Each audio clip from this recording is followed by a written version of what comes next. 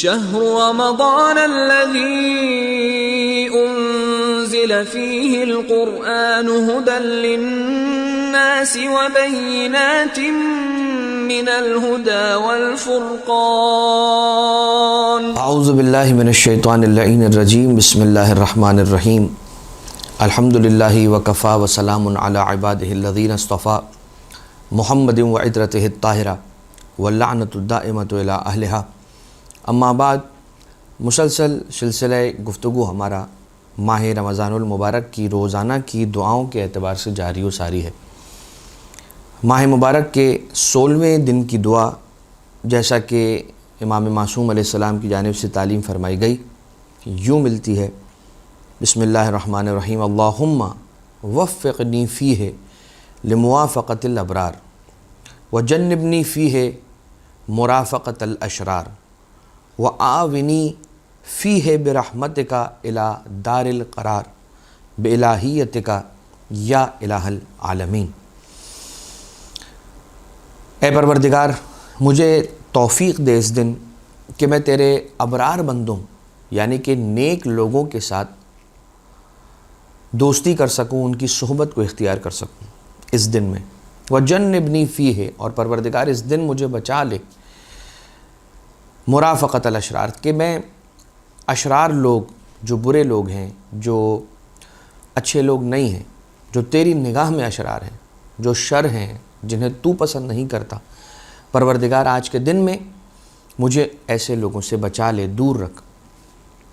اجتناب کروا ان سے۔ وآونی فیہ برحمتک الی دار القرار، اور اے پروردگار مجھے اپنی رحمت سے قریب کر دے،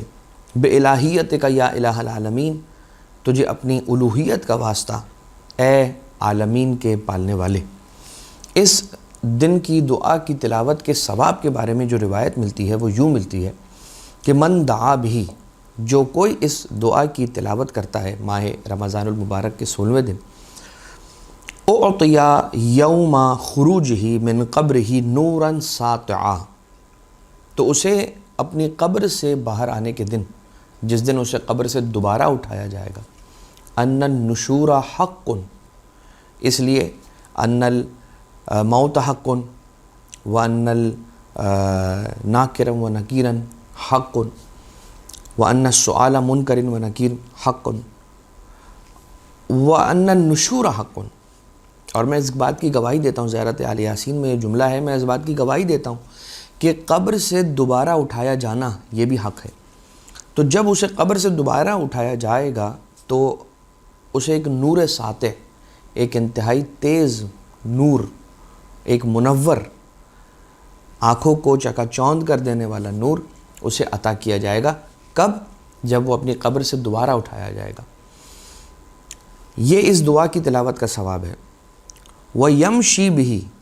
اور یہ ایک ایسا نور ہوگا کہ جو نور ساطع بھی ہوگا، اس کے لیومینیٹ کرنے والا نور ہوگا، ایسا نور ہوگا کہ جو چمک رہا ہوگا، اور اس کی چمک زوردار ہوگی، اور یہ نور اس کے ساتھ ساتھ جائے گا، جہاں جہاں وہ جائے گا یہ نور بھی اس کے ساتھ ساتھ چلتا چلا جائے گا۔ وَحُلَّةٍ يَلْبَسُهَا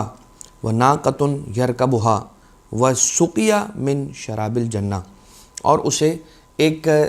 نور کا لباس عطا کیا جائے گا جسے وہ پہنے گا،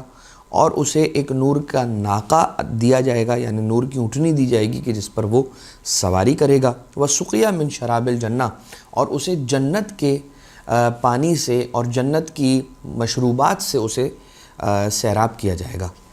یہ اس دن کی دعا کی تلاوت کا ثواب ہے۔ اب یقیناً آپ کی خدمت میں ہم نے پہلے بھی عرض کیا تھا کہ ہر دن کی دعا کا ثواب اگر آپ پڑھتے ہیں، سنتے ہیں،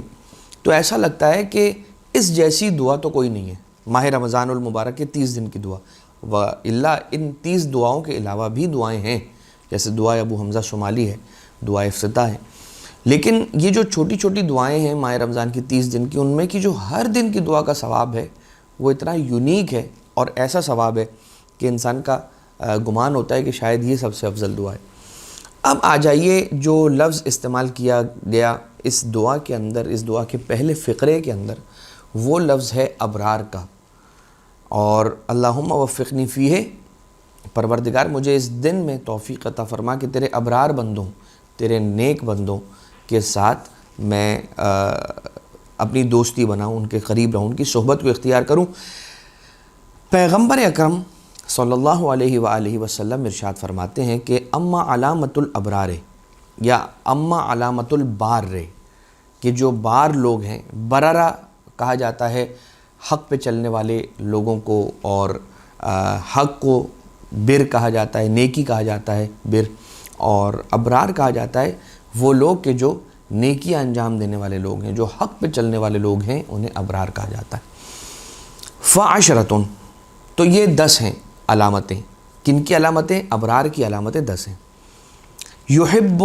فی اللہ و یبغض فی اللہ، محبت رکھتا ہے اللہ کے لیے، کسی سے نفرت رکھتا ہے اللہ کے لیے۔ وَيُصَاحِبُ فِي اللَّهِ، کسی سے صحبت بھی اگر اختیار کرتا ہے تو وہ اللہ کے لیے، اس میں دیکھتا ہے، اس کو اسکروٹنائز کرتا ہے، اگر اس کو اسکروٹنی کرتا ہے کہ مجھے کس کے ساتھ اٹھنا بیٹھنا ہے، کس کے ساتھ اٹھنا بیٹھنا نہیں ہے، مجھے کس کی صحبت کو اختیار کرنا ہے، مجھے کس کی دوستی صحبت کو اختیار نہیں کرنا ہے، تو اس کے لیے وہ یہ دیکھتا ہے کہ کیا اللہ راضی ہے اس کے ساتھ دوستی اختیار کرنے میں، کیا اللہ راضی ہے اس کے ساتھ محبت رکھنے میں، کیا اللہ کی رضا ہے اس کے ساتھ نفرت رکھنے میں،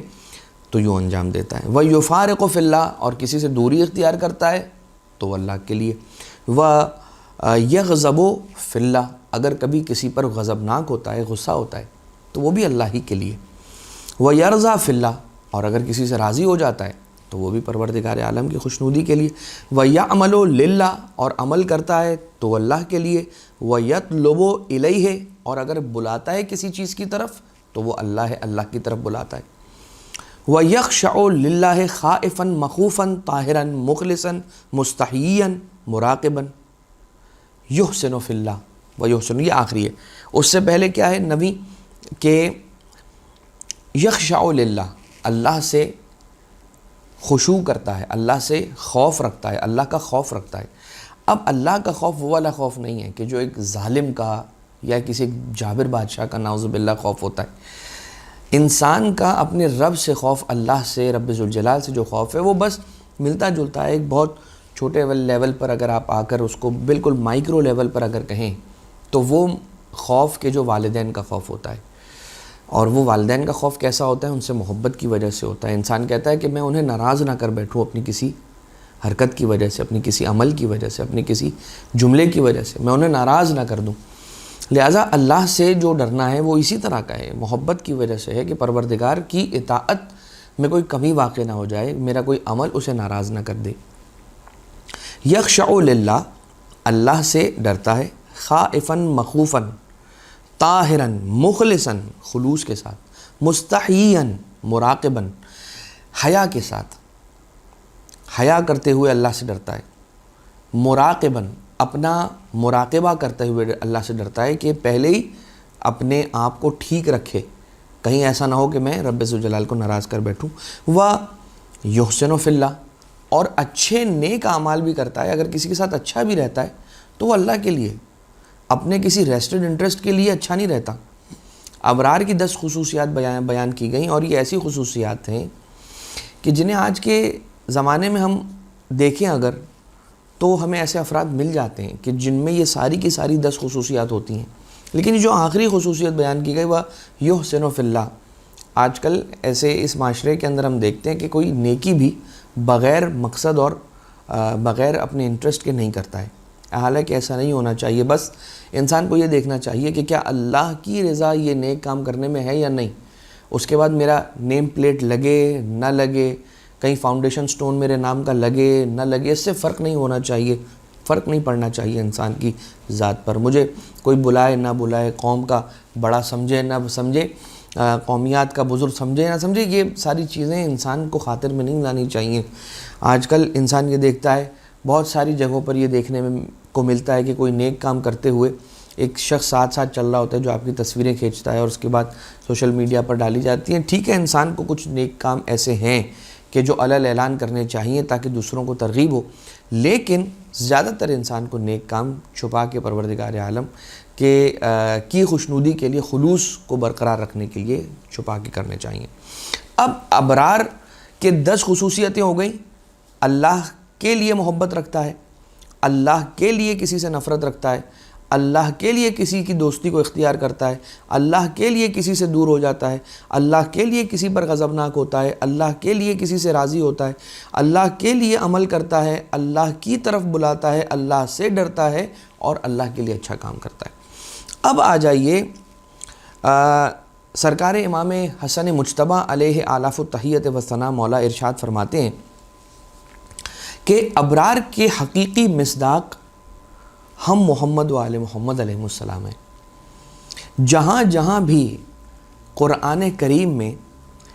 لفظ کلمہ ابرار یوز ہوا ہے، جہاں جہاں جس آیت کے اندر بھی آپ دیکھیں ان الابرار لفی نعیم، تو ان الابرار یشربونہا من کاسن مزاجہا کافورا، یہ جو ابرار قرآن کریم کی آیتوں کے اندر جہاں کہیں پر بھی یوز ہوا ہے، اس لفظ ابرار سے مراد سرکار امیر المومنین حضرت علی بن ابی طالب علیہ السلام اور جناب فاطمہ زہرا سلام اللہ علیہا اور میں اور حسین علیہ السلام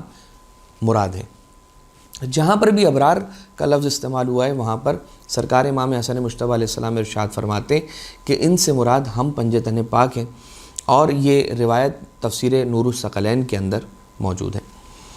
اب آ جائیے سرکار دو عالم نے ایک ایسی حدیث ارشاد فرمائی کہ ہم جب دیکھتے ہیں کہ یہ جو کہا گیا اس دعا کے اندر، یہ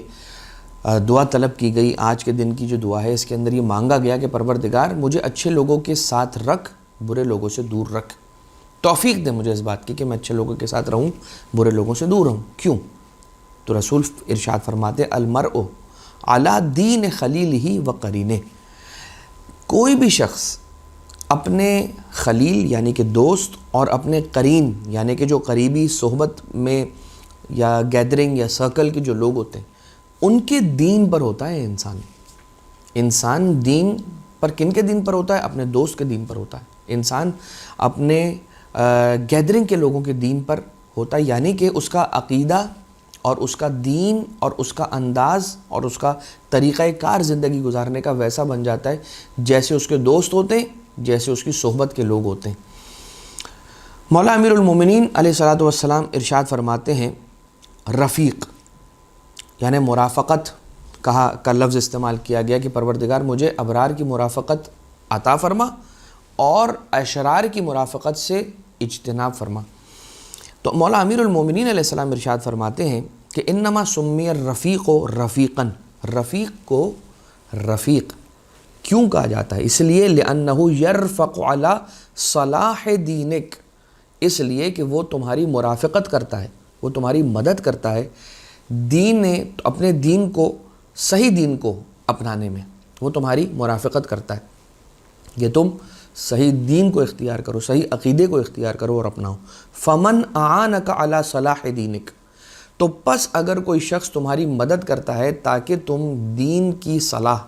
یعنی کہ صحیح دین پر گامزن رہو، فہو الرفیق الشفیق، تو پھر یہ سمجھنا کہ وہ تمہارا دوست، تمہارا حقیقی رفیق و شفیق ہے۔ اور اگر وہ تمہاری مدد نہ کرے صحیح دین پر رہنے کے لیے، یا فار ایگزامپل تمہیں صحیح دین سے ہٹائے یا احکام دین پر عمل کرنے سے دور کرے، تو ویسا دوست تمہارا دوست نہیں ہے، وہ ویسا رفیق تمہارا رفیق شفیق نہیں ہے۔ ایک شخص نے کہا کہ مولانا صاحب میں ناروے میں رہتا ہوں اور وہاں پر میرے بہت سارے دوست ہیں،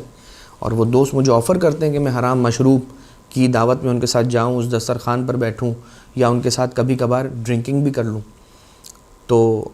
برا لگے گا، میرا دوست ہے، اسے برا لگ جائے گا اگر میں ڈرنکنگ نہیں کروں گا۔ تو ہم نے ان سے یہی عرض کیا تھا کہ دیکھیں آپ اس کے دوست ہیں، وہ آپ کا دوست ہے، اگر وہ آپ کو کوئی حرام کام کروا لے تو وہ اچھا دوست تو نہیں ہوا، لیکن اگر آپ اس سے کوئی حرام کام چھڑوا لیں تو آپ نے دوستی کا حق ادا کیا۔ تو آپ مجھے یہ کیوں کہہ رہے ہیں کہ میں اس کی دوستی کی خاطر کوئی حرام کام کر لوں، اور آپ یہ کیوں نہیں سوچ رہے ہیں کہ آپ بھی اس کے دوست ہیں اور اس کی دوستی کا حق ہے آپ کی گردن پر کہ آپ اس کو ایک حرام کام سے بچائیں؟ لہٰذا آپ اس سے کہیں کہ اگر تو میرا دوست ہے تو یہ جو کام تو کرتا ہے یہ میری دوستی کی وجہ سے چھوڑ دے، میری دوستی کے لیے اس کے لیے چھوڑ دے یہ کام۔